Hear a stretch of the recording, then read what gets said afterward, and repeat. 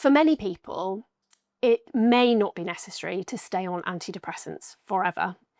What is probably the case is that if you've had more than one episode of depression, then taking an antidepressant more for the long term is likely to prevent more episodes of depression occurring.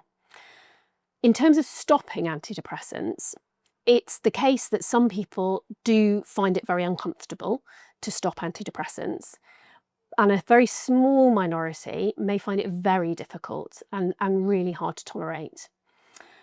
This is something that I can really help with.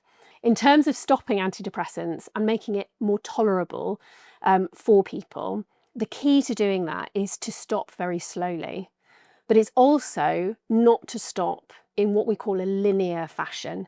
So that's by halving the dose each time and then just stopping to zero. So for some people that might be absolutely fine, which is great, but some people that's going to be quite challenging.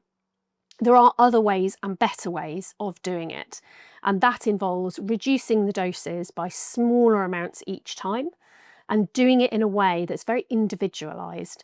So it's a way that recognises the symptoms or the withdrawal effects that that individual person experiences at each dose change, and then being flexible and responsive with the dosing in terms of those effects. And by doing that, we can stop antidepressants in a way that is manageable and is not uncomfortable. So I would, if you've tried to stop antidepressants in the past and that's something you want to try to do again and you found it very difficult, my advice would be to absolutely retain hope.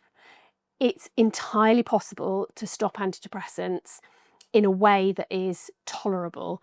And even if you've had very difficult problems in the past, we can help you do that in a different way to make it easier in the future.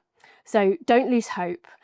It is doable, and we're learning all the time about the best way of doing this. So again, a really individualized approach, a really open conversation is really helpful.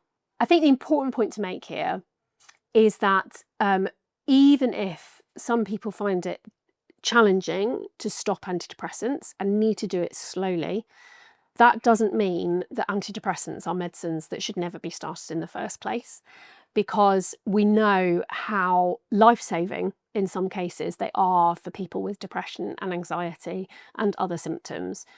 So the key message really is not to be frightened of starting an antidepressant.